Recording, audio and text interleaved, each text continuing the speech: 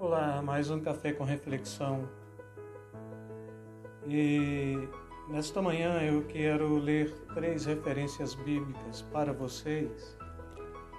Mas à medida que estiver falando, eu vou estar lendo. E assim eu penso que a gente vai ter uma melhor aproveitação de tudo quanto estiver propondo neste início de dia, neste início de semana. Quando a gente lê a Bíblia como um todo, a gente vai perceber, e isto fala inclusive de um pastor chamado Marcos Conte, não Conte, mas Conte, em um livro que ele escreve, mas bem a priori essa frase não é dele, mas gostaria de pegar como se fosse dele, porque então foi neste livro que eu encontrei esta frase e achei ela bastante interessante, para a edificação de cada um de nós, para a edificação de todos nesta manhã, neste início de semana. E a proposta é a seguinte: existem 3 tipos de pessoas que a Bíblia assevera, a Bíblia diz que Deus está à procura. Quando a gente para analisar estes 3 tipos de pessoas que a Bíblia diz que Deus está à procura, então a gente vai encontrar nas páginas bíblicas Deus à procura de intercessores, Deus à procura de adoradores e Deus à procura de obreiros. Agora, quando a gente para e tenta pautar a nossa condição e a nossa vida dentro de qualquer uma destas 3 possibilidades, a maioria de nós se acha no direito de falar: olha, eu não fui chamado para isto, eu não fui chamado para ser intercessor, não fui chamado para ser adorador, sequer fui chamado para ser obreiro. Mas a Bíblia ela está permeando com as falas de Jesus, com as falas dos profetas, principalmente com as falas paulinas, acerca destas 3 condições. Primeiro que eu quero ler para vocês é no livro de Ezequiel, no capítulo 22, versículo 30, o próprio profeta ele está falando, e esta primeira frase ela tem tudo a ver com esse contexto dos intercessores. Depois eu quero explanar um pouquinho mais, que diz assim: busquei dentre eles a um homem que estivesse tapando o muro, ou a brecha, dependendo da versão, e estivesse na brecha perante mim esta terra, para que eu não a destruísse, porém a ninguém achei. Quando o profeta está falando isto, ele está falando acerca da nação de Jerusalém, está falando acerca do povo de Deus mesmo, e dentro deste conceito de povo de Deus, estava falando necessariamente desta muralha que trazia proteção para o povo de Deus. E quando ele propõe isto, a palavra intercessor, ela traz um significado até um pouco intrigante, interessante, porque a gente pensa em interceder é aquele que se põe de joelho, aquele que ora, aquele que tem disposição, aquele que aprendeu isto. Mas quando a gente cai para dentro da realidade bíblica, interceder é aquele que se entrepõe entre 2 partes. Então, intercessor do ponto de vista bíblico mesmo, principalmente do ponto de vista desta referência, estava falando da capacidade daqueles que tinham a postura de se colocar entre a nação de Israel e Deus.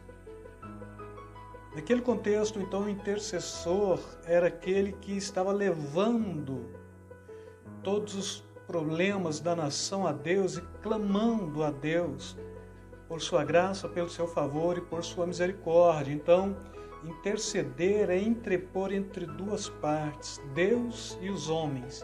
Naquele contexto, Deus e a nação de Israel. No nosso contexto, podemos trazer isso como Deus e a igreja, mas Deus e a sociedade, Deus e a humanidade também. E quando se entrepõe, este que se entrepõe entre 2 partes, Deus e a outra parte, homens, nação ou a igreja, se entrepõe com um propósito específico da pacificação. E este contexto da pacificação é estar diante de Deus clamando pelo benefício deste povo, desta igreja, desta humanidade. E aqueles que se doam na oração, na intercessão, no clamor, e aqueles que se doam na súplica, nas deprecações. Deprecar significa interceder especificamente por uma pessoa em detrimento de uma circunstância ou de um resultado. E a gente sempre vai perceber isto, que a igreja, ela sempre prevalece, o povo de Deus sempre prevaleceu pelos viés da adoração, da intercessão, das orações, dos clamores, das súplicas, das deprecações.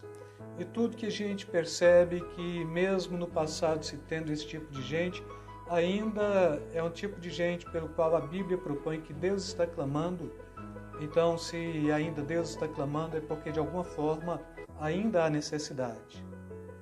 Eu ainda acrescento aqui que esta intercessão ela deve ser pelos governantes, pelos magistrados, pelos pastores da igreja local, pelos pastores do reino de Deus mesmo, ou da igreja universal como um todo, a intercessão pelos missionários.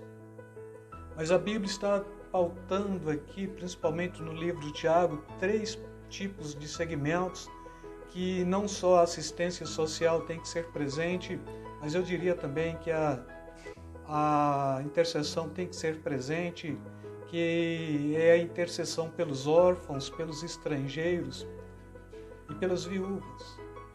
Hoje é uma realidade do nosso país, muitos estrangeiros, e a maioria de nós temos esta cultura xenofóbica e não paramos para perceber que de fato precisamos levantar um clamor por esse povo para que, sendo despatriado, possa encontrar uma outra pátria, no nosso caso mesmo, ou estando no Brasil, ou que possa alcançar condições para voltar à sua pátria e poder falar em condições daquele que fora despatriado, mas que conseguiu voltar à sua pátria com dignidade e poder falar, sim, que enquanto esteve aqui, teve uma boa passagem, sobretudo porque tinha intercessores.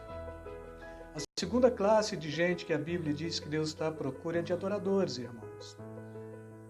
Agora, o verdadeiro adorador ou a verdadeira adoração, John Stott, um escritor que partiu para o Senhor pouco tempo atrás, ele diz que é joia rara perdida dentro das igrejas. A verdadeira adoração, joia rara perdida dentro das igrejas. E assim, alguns trazem a consciência de que a adoração é um estilo de vida. Mas a adoração não é um estilo de vida. É mais do que isso, a adoração é a própria vida. Ser um verdadeiro adorador é ser mais do que um cantor, é ser mais do que um tocador, é ser mais do que um coreógrafo, é ser mais do que gritar, é ser mais do que pular, é ser mais do que pregar. Tudo isto são expressões da adoração, mas não é adoração. Adoração é algo muito mais do que isto. Do ponto de vista bíblico, a verdadeira adoração começa com santidade. Se você tem santidade, você tem todos os princípios para ser um verdadeiro adorador. Se você não tem santidade, você não tem esta capacidade de ser um verdadeiro adorador. E quando a gente compreende que a adoração ela começa com santidade, esta santidade ela nos traz 3 propostas para adquiri-la.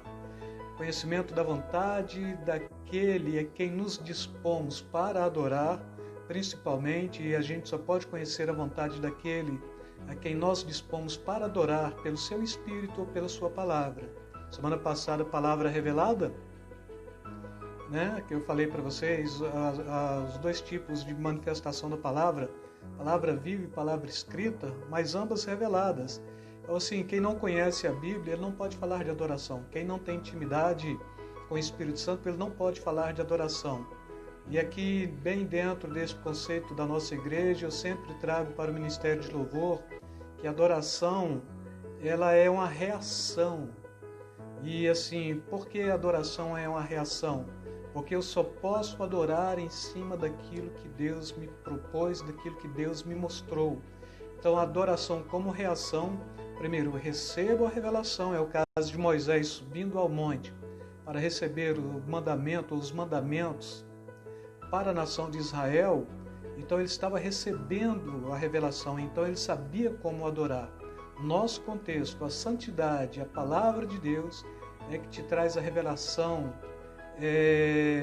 como sendo a pauta pela qual você vai reagir. Então você só pode adorar em cima de uma revelação. Então é uma reação também, né? A adoração é reação, reação em cima daquilo que me foi mostrado.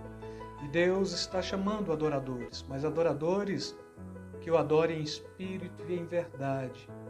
O Russell Shedd, pouco tempo partiu para o Senhor, ele diz que este contexto de João 4:23, adorar em espírito e em verdade, significa adorar no Espírito Santo que é verdadeiro.